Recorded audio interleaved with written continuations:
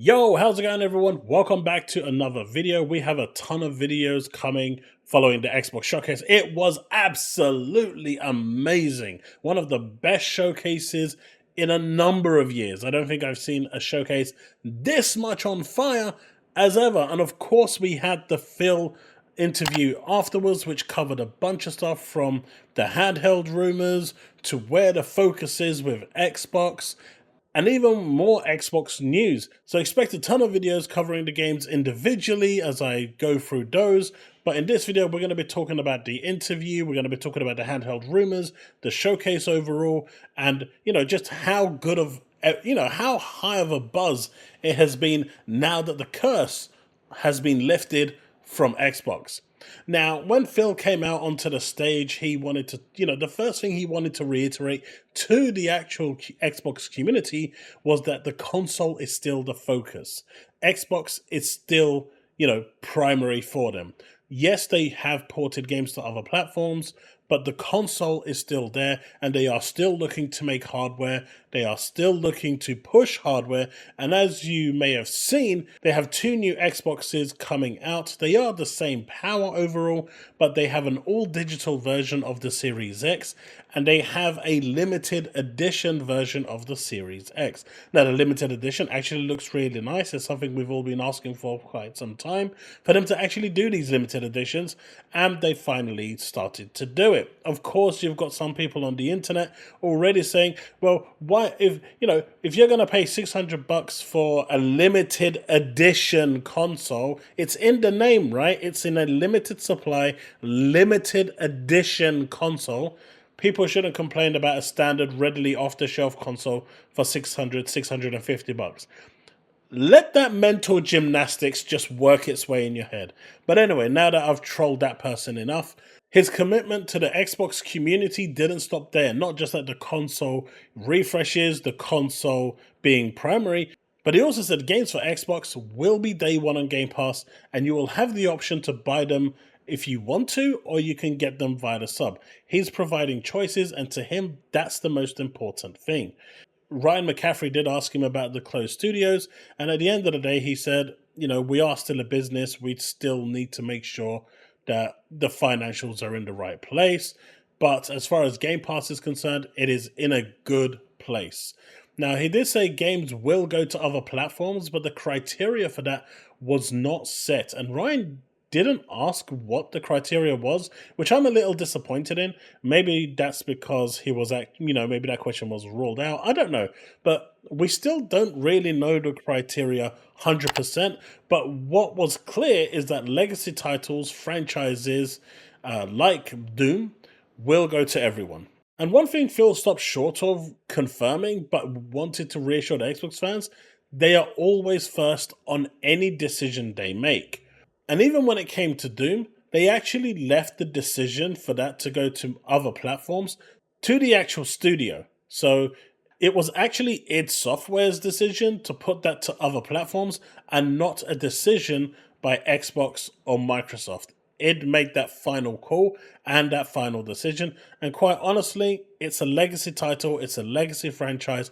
In my opinion, that's okay. It's the new IPs, in my opinion, that should remain on Xbox. Now, I know people are going to jump in with Hi-Fi Rush, but that was a last-ditch effort to save them, and not even anyone on PlayStation wanted it. So that should give Phil an indication that porting games over to, that's not a live service, over to PlayStation is just a dead end.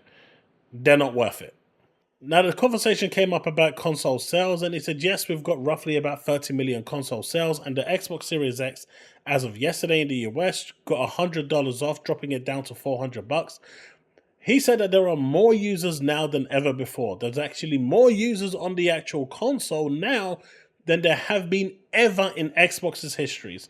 So whether that's more people playing with different profiles on their accounts, or people sharing their consoles, or just the inclusion of the PC Game Pass catalog of people playing, I really don't know. But as of right now, they said that in terms of actual users for Xbox, they have more now than they've ever had before. Now, Phil did also say that game sales on Xbox is up double digits year on year. So the news that Xbox Game Pass stopped sales is not true. He said that is basically a myth, and they've got the financials that actually show that despite the fact that games are on Game Pass, and they are making revenue double digits year on year. Then the topic turned around to the handheld, and Ryan McCaffrey tried to kind of force a response from Phil, but Phil basically turned around and said that he wasn't going to talk about it. In fact, he turned around and said, "We should have a handheld, but I'll let our president of Xbox, Sarah Bond, talk more about that." That literally confirms that an Xbox handheld is in the works. Now, I've known for a while now through, one of my sources that an Xbox handheld is in the works. It does exist. The specs have kind of been drawn out, but this actually now pretty much confirms that the Xbox handheld is real and it's coming. And the one thing that you all want to hear is that the Xbox handheld will definitely play games locally, i.e. natively. So it's not going to be a cloud-based solution like the Logitech G Cloud or the PS Portal, which can only remote play. This is actually going to be a standalone handheld device. Really damn cool. Now, the one thing that I touched on earlier that wasn't fully made clear was the fact of their multi-platform approach, but it does seem from my understanding and what Phil Spencer was insinuating, legacy titles in general will be going multi-platform. So like Overwatch, if there's an Overwatch 2, an Overwatch 3, or a Diablo 5, they will be going multi-platform. They are still a case by case, but they're more likely to go than not. Now, from what I understood when it came to new IP, they're more resistant on putting new IP onto other platforms because they feel like that is kind of like the identity of Xbox. Finally, when it comes to live service games, they kind of feel like the more people jumping into a live service game, the better it will be for that game's economy. As we can see now with Helldivers 2, with all the troubles that it's having, the community has kind of gone cold and the playing numbers have dwindled quite hard. So it's actually now not as, the hype for Helldivers 2 has fizzled out. And after all the commotion, especially with that whole PSN stuff, it's completely died down. So in this situation, having Xbox on there would have been an actual boon because you've got more players to play. And in a live service game, you want more, the more players you have, the better. But that was essentially, in a nutshell, the interview. So the handheld was confirmed.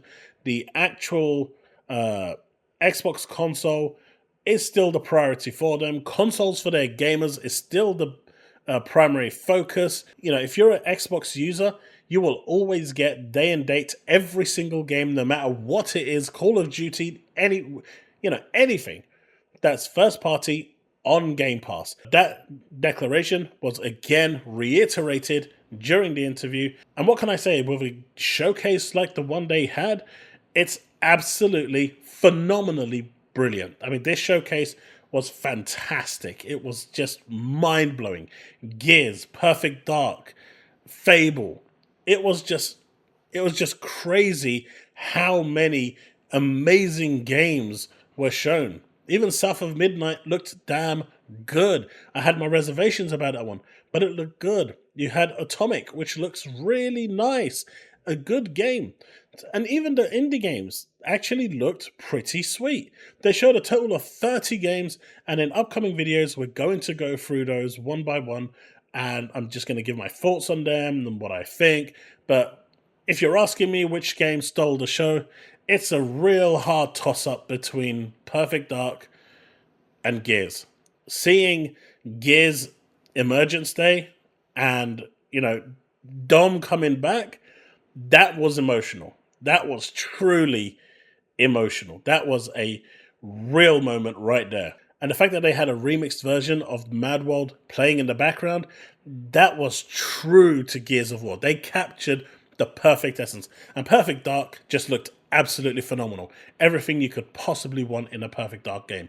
So Look out for those videos. We will be streaming tonight the Ubisoft Direct, and hopefully we'll be seeing some cool games there as well.